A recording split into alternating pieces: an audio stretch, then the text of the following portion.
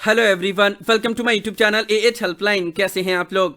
इग्नू ने finally BEd में admission लेने के लिए एंट्रेंस टेस्ट का रजिस्ट्रेशन आज से स्टार्ट कर दिया। जी हाँ, काफ़ी दिनों से स्टूडेंट इस चीज़ का इंतजार कर रहे थे कि बीएड में एडमिशन लेने के लिए जो इग्नू की तरफ से एंट्रेंस टेस्ट कंडक्ट करवाया जाता है उसका रजिस्ट्रेशन कब से स्टार्ट होगा। तो इग्नू ने आज से ही पोर्टल स्टार्ट कर दिया है। जो भी स्टूडेंट इग्नू से बीएड करना चाहते हैं उनको पहले एंट्रेंस टेस्ट देना होगा और उसका रजिस्ट्रेशन आज से स्टार्ट कर दिया गया है। 17 अप्रैल तक आप लोग रजिस्ट्रेशन कर सकते हो। नाउ इस वीडियो में मैं आप लोग को डिटेल में एक एक चीज़ की जानकारी दूंगा कि इग्नू से बीएड करने के लिए सबसे पहले एलिजिबिलिटी क्राइटेरिया क्या होता है, फीस कितना लगेगा, साथ ही साथ इंट्रेंस टेस्ट के बाद का क्या प्रोसीडियर होता है, फाइनली एडमिशन कैसे होता है, हर एक चीज के बारे में आप लोग को इस वीडियो में डिटेल में जानकारी मिलने वाली है। बस आप लोग वीडियो को ध्यान से और कंप्लीट जरूर देख लीजिएगा। और अगर आप इग्नू से बीएड करना चाहते हो तो हर एक ट्रस्टेड एंड ऑथेंटिक इन्फॉर्मेशन पाने के लिए मेक श्योर आप लोग एएच हेल्पलाइन चैनल को सब्सक्राइब कर लीजिए, बेल आइकन को प्रेस कर लीजिए ताकि हर एक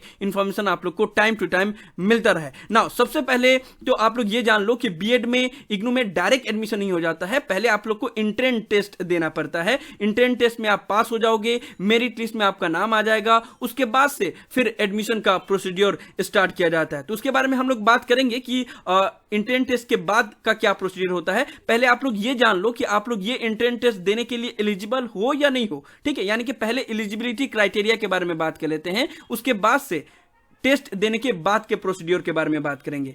बीएड में एडमिशन लेने के लिए सबसे पहला क्राइटेरिया यह है कि आपका बैचलर डिग्री या मास्टर डिग्री में 50% मार्क्स होना चाहिए। चाहे आपने अपना बैचलर या मास्टर आर्ट्स से किया हो, कॉमर्स से किया हो या साइंस से किया हो, उससे मतलब नहीं होता है। अगर आप 50% लाए हो तो आप बीएड में एडमिशन लेने के लिए एलिजिबल हो। लेकिन यह पहला क्राइटेरिया, इसके अलावा भी और अदर क्राइटेरिया को फुलफिल करना होगा, लेकिन पहला क्राइटेरिया यह है कि आपका 50% मार्क्स होना चाहिए। अगर आपने बीटेक किया हो या बैचलर ऑफ इंजीनियरिंग किया हो तो उसमें 55% होना चाहिए। और अगर आपने बैचलर या मास्टर्स किया हो नॉर्मल सोशल साइंस, कॉमर्स या ह्यूमैनिटी से, तो आपका 50% होना चाहिए। एक और चीज मैं क्लियर कर दूं, अगर मान लो बैचलर डिग्री में आपका 50 से कम परसेंटेज है लेकिन मास्टर डिग्री में 50 या उससे ज्यादा परसेंटेज है, तब भी आप एलिजिबल होगे, ठीक है। इसमें रिलैक्सेशन भी दिया गया है 5% का। वो एससी, एसटी और ओबीसी के जितने भी स्टूडेंट हैं उनके लिए परसेंटेज में 5% का रिलैक्सेशन दिया गया है। यानी कि बाकी अदर जितने भी स्टूडेंट हैं, जनरल स्टूडेंट के लिए 50% है और जो एससी, एसटी और ओबीसी से बिलोंग करते हैं उनका 45% है क्राइटेरिया। यानी कि बैचलर डिग्री या मास्टर डिग्री में उनको 45% लाना होगा और अगर वो लोग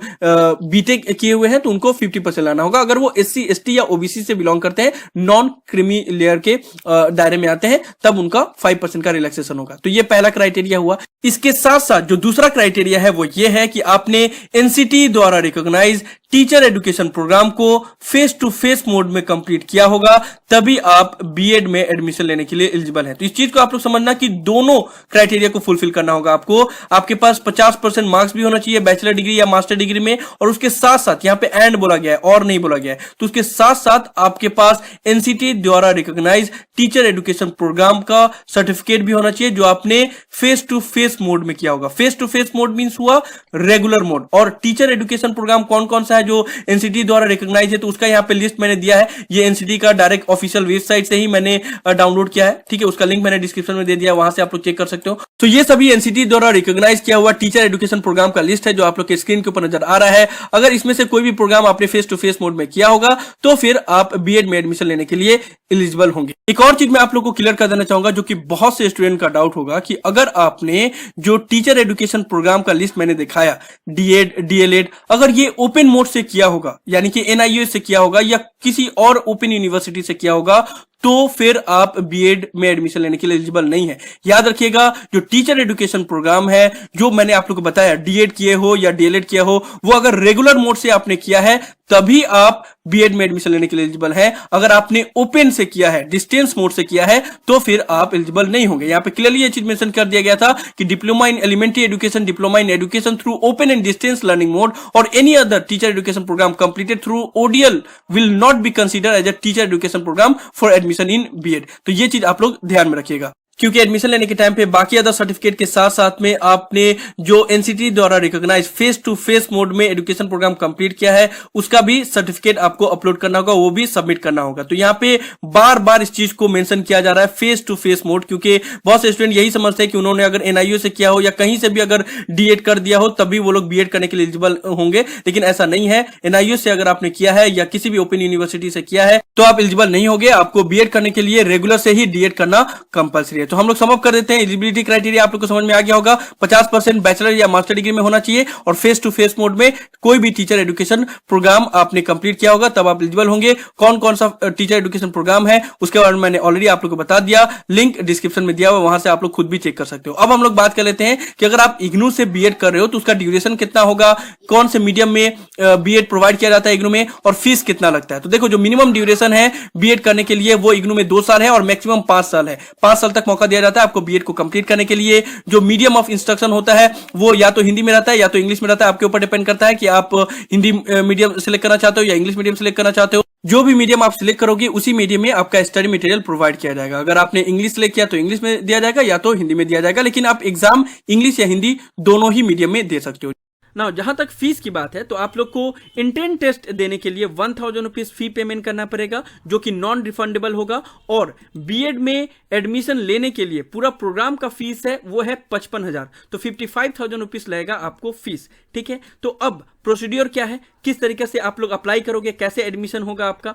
तो सबसे पहले जो भी स्टूडेंट इग्नू से बीएड करना चाहता है वो पहले इस पोर्टल पे आएगा, इसका लिंक डिस्क्रिप्शन में दिया हुआ है। यहां से आपको ऑनलाइन अप्लाई करना होगा, यहां पे पहले रजिस्ट्रेशन करना होगा, उसके बाद से सारा प्रोसीड्योर सारा डिटेल फिलअप करके उसके बाद से पहले ऑनलाइन अप्लाई करोगे, 1000 रुपीज फी पेमेंट करोगे। ठीक है, आपने अप्लाई कर दिया, उसके बाद से आपका एग्जाम कंडक्ट करवाया जाएगा। इग्नू की तरफ से आपका बीएड के लिए हॉल टिकट रिलीज किया जाएगा। अभी के लिए फिलहाल इतना बता दिया गया है कि फॉर्म फिलअप करने के लिए लास्ट डेट है 17 अप्रैल। एग्जाम का डेट अभी नहीं बताया गया, जो कुछ दिनों में अनाउंस कर दिया जाएगा। ठीक है, तो आपका एग्जाम कंडक्ट करवाया जाएगा, हॉल टिकट रिलीज होगा, आप एग्जाम दोगे। एग्जाम देने के बाद से अगर आपने ये इंट्रेंस टेस्ट क्लियर कर लिया तो आपके रीजनल सेंटर की तरफ से, इग्नू में टोटल 56 रीजनल सेंटर है, जिस भी रीजनल सेंटर से आपने अप्लाई किया होगा उस रीजनल सेंटर की तरफ से मेरिट लिस्ट रिलीज किया जाएगा। कुछ इस प्रकार से मेरिट लिस्ट रिलीज किया जाएगा। ये पिछले सेशन में नोएडा रीजनल सेंटर की तरफ से मेरिट लिस्ट रिलीज किया गया था, तो मैं आप लोग को एग्जांपल के तौर पे दिखा रहा हूं। ठीक है, तो इस तरीके से मेरिट लिस्ट रिलीज किया जाएगा। मेरिट लिस्ट में अगर आपका नाम होगा